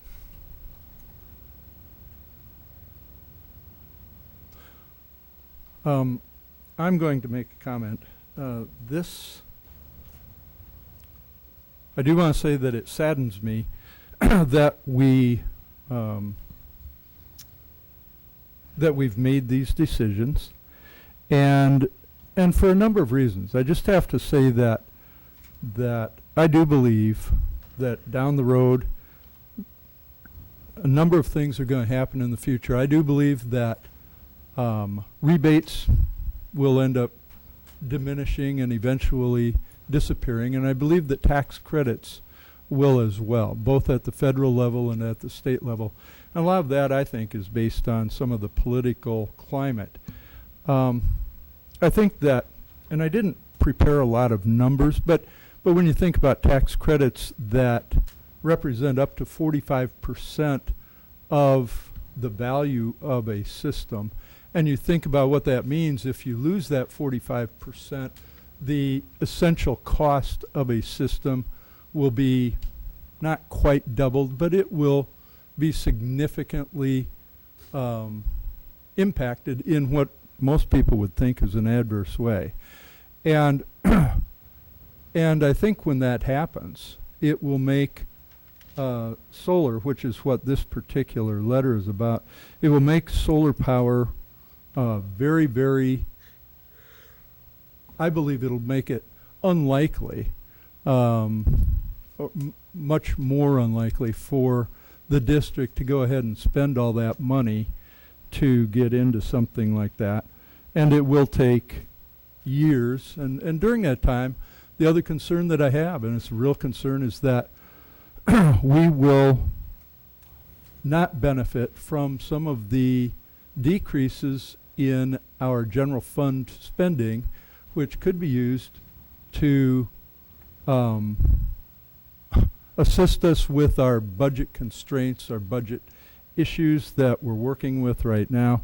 And when I look at it, it does represent, to me, it represents jobs. So, like I say, I'm just sad about our position. I just wanted to express that. Any other discussion? Okay, seeing none, we'll call for the vote. Director DeSalvo.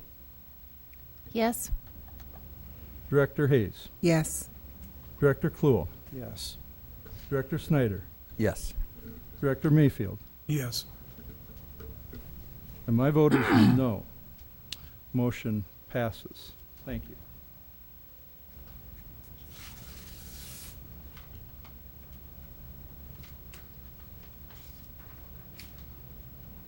May I have a motion regarding approval of policies? Mr. President, Director Snyder. I move that the board accept the policy committee's recommendation and approve the following policies: 604.06 music lessons, 504.03 search and seizure, and 307.04 energy usage. Thank you. Is there a second? Second. Is there any discussion? Director Snyder. Just to give you a brief summary here on, if it'll open, there it goes. On the music lessons policy, we had talked about this last time, and one of the things we changed is literally taking out where it talks about individuals or groups, or because we made it clear as a board last time that we want the music directors to have that control to determine what's best for their students. and we had basically come to the conclusion that why are we stipulating groups? Why are we stipulating really anything other than they will have one lesson per week? And as a board policy, I don't think we need to delve any deeper into it. And we determined that, again, this allows the directors of the music programs to determine what's best for their students. So you will see really the only difference between this is it's a little more vague. Okay, thank you. Any other discussion? Director Kluhl. I just want to say that I appreciate the policy committee's decision to look at these policies in terms of what it is that the board is trying to actually say and what it is that the board should be doing in regards to district processes. So I appreciate that. Thank you. Director DeSalvo. I have a question not about the music one. I appreciate it looks like there was quite a bit of research done to get to that point, so thank you for that information. It was helpful. But on 307.04, I question why this statement needs to be under energy use. Wouldn't it be everywhere? The sentence being added? Director Snyder. I had that same sentiment when we had first discussed it at the last meeting. But we have some statements that we use over and over through multiple policies, and we feel that this is important enough that this could be another one of those statements. Put in multiple places. We'll probably find this in any policy where it applies, sort of like we've done with decreasing the effects of poverty. We've tried to include that in some of our policies where it applies. This is another one. Okay. It just So stuck this- out to this- me, and I was Yeah, because questioning. that was my concern too, is it goes beyond energy, so Right, why do we just right. want it in energy? Well, Right. we will, this is so important and such a frame of mind that We'll just put it everywhere. there's multiple applications for it, and we intend on using it where it Okay. applies. Good. Thank you. That answers my question. Okay. Any other discussion? Okay. AJ, we don't ask you often enough. Do you have any comments on these policies? I do not. No, sir. It's getting down to the wire. Okay. All right. I'll call for the vote. Director Snyder. Yes. Director Hayes. Yes. Director Kluhl. Yes. Director DeSalvo. Yes. Director Mayfield. Yes. And my vote is yes. Motion carries. Thank you. We have a discussion item of policies. And Director Snyder, you want to lead that discussion? Sure. We've got a few policies that we had discussed at the last meeting. We're just going to run through them. First one is balanced enrollment, 604.12. Associate Superintendent Bill Schneiden reviewed this one, and there were no changes recommended. 401.33, personnel in general, use of protective equipment. This was reviewed by Mike Maloney, and his response is below. Basically, I'll read the policy because it's two little tiny paragraphs. All employees of the district shall wear the proper clothing or use the proper protective equipment when specified by the district for safety purposes. The administration will develop administrative regulations that will apply to the use of protective equipment for employees. Any procedures regarding violations or reprimands for probationary workers will be included in these procedures. And Mike's response is basically this is an OSHA requirement with fully developed OSHA implementation protocols. So it seems it could be unnecessary for the board to make a specific policy on this that says that safety and OSHA compliances are of utmost priority. Let's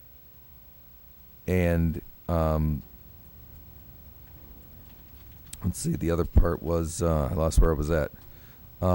Policies to ensure worker safety and health and maintain full compliance with OSHA regulations or something of that sort as part of policy 401.36, which is a different policy. So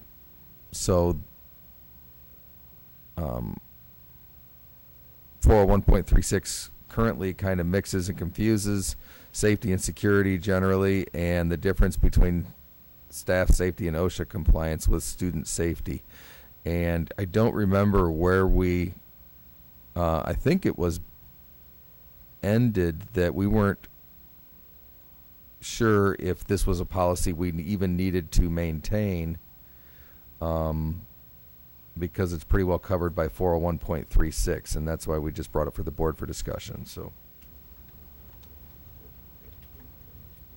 103.02, I'm just going to run through these real quick, and then we'll come back and talk about whatever anybody wants to talk about.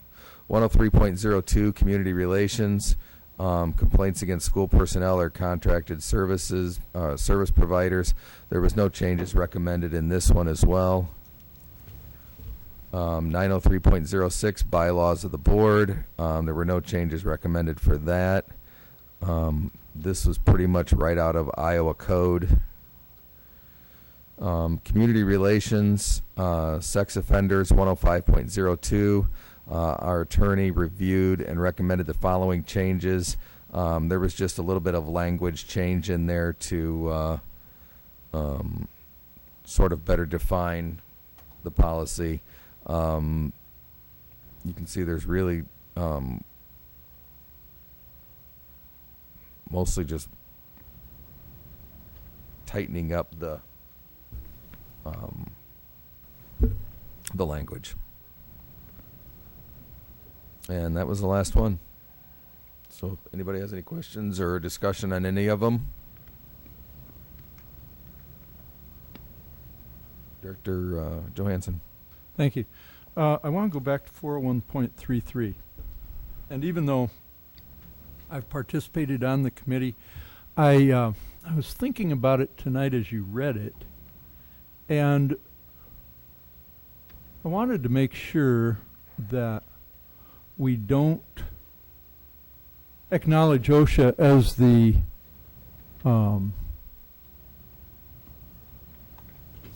answer to PPE and to safety.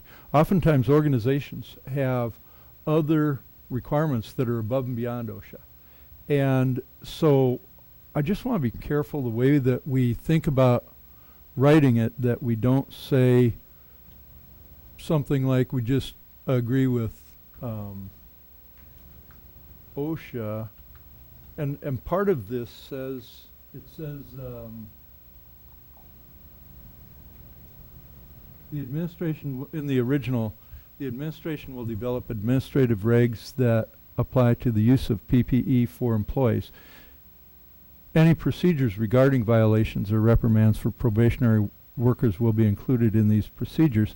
And then in the comments it says this is an OSHA requirement. And there are a whole lot of OSHA requirements. But as I read through that and I thought about the way that you were reading it, I just want to make sure that we don't rely only on OSHA and that we rely on ourselves as well. So it's just a comment. I want to be careful of not of rewriting it to the point that we don't give ourselves room to write additional safety regulations. I believe it's in the administration's hands, not in the board's. Anyway, I don't know where it'll go, probably at one of your committee meetings. That's all I got. Thank you. Well, I guess for those reasons, I really appreciate Mr. Maloney's proposed right of it. Safety and OSHA regulations compliance are utmost priority, and the administration will craft, et cetera, et cetera. I think that statement that he wrote would be an ideal board policy. Safety and OSHA compliance are high priorities.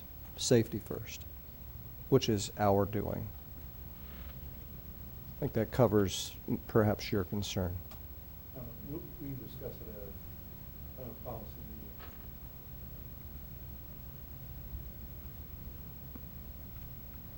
meeting. Any other questions, comments, concerns?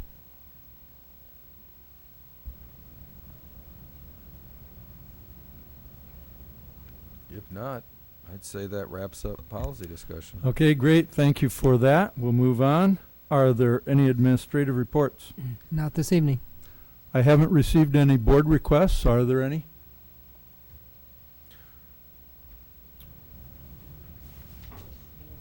What's that? Oh, Director Snyder. It's not really a board request, just a clarification on mid-city graduation times. In our upcoming events, we announced it as Thursday, May 25th, and it's actually next Wednesday, the 31st. Yeah, I apologize for that. Okay, why don't you clarify that then? I already changed it. No, I understand, but to everybody, Director Snyder, would you go ahead and restate that so that it's very clear to everybody out there?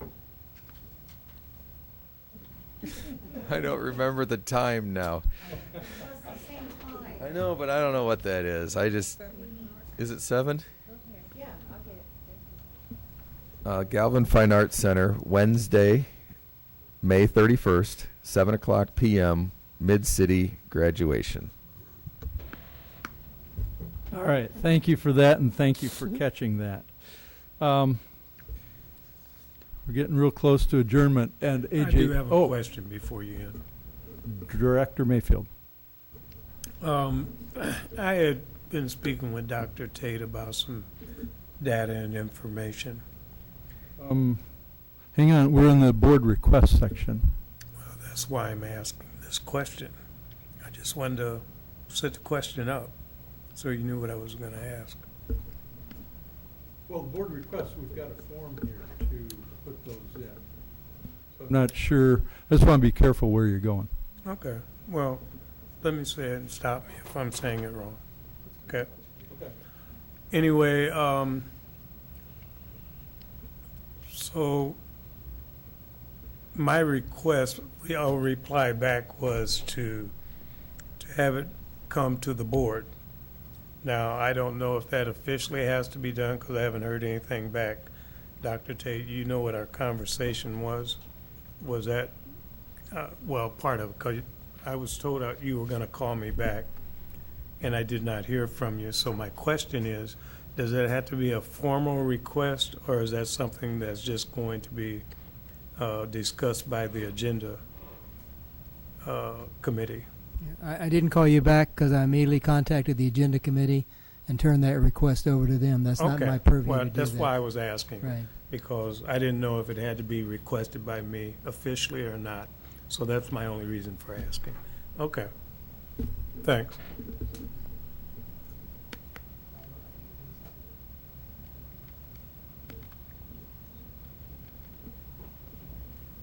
Okay, thank you. Any other board requests?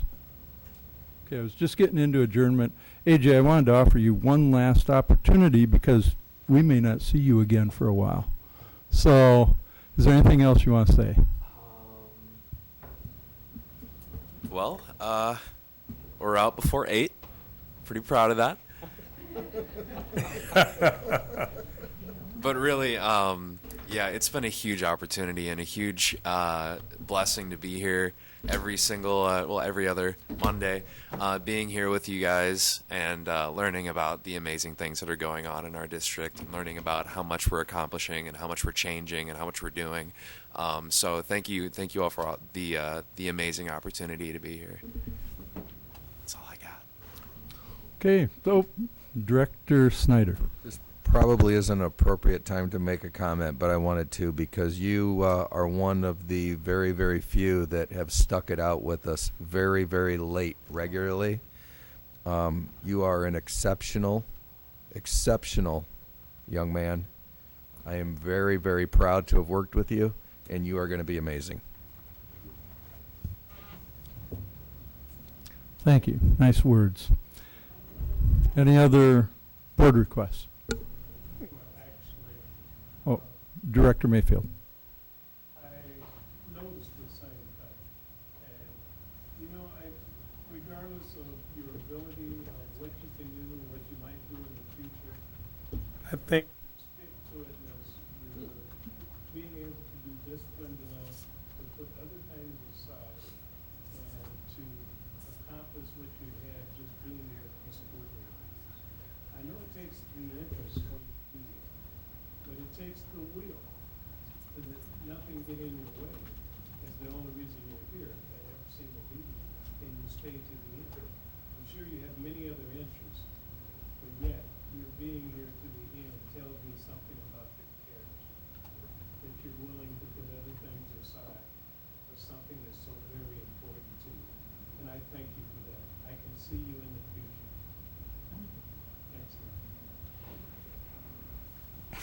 Excellent.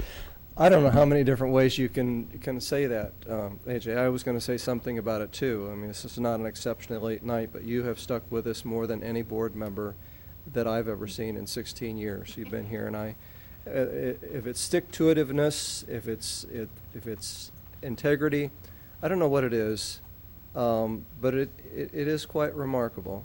And I'm just going to call it graciousness. You're gracious enough to spend time with this board until the bitter end when things may not be looking very interesting. And I know it's not that you have anything less going on in your life than any of the other school board members, but you made that commitment, and I appreciate that. And again, as you have learned from us, we learn from you. Thank you. Director Snyder.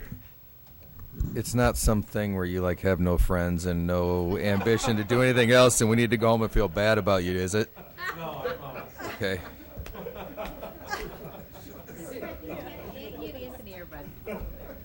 You know, I was thinking if we go on for 3 more minutes, then we'll be past 8 o'clock.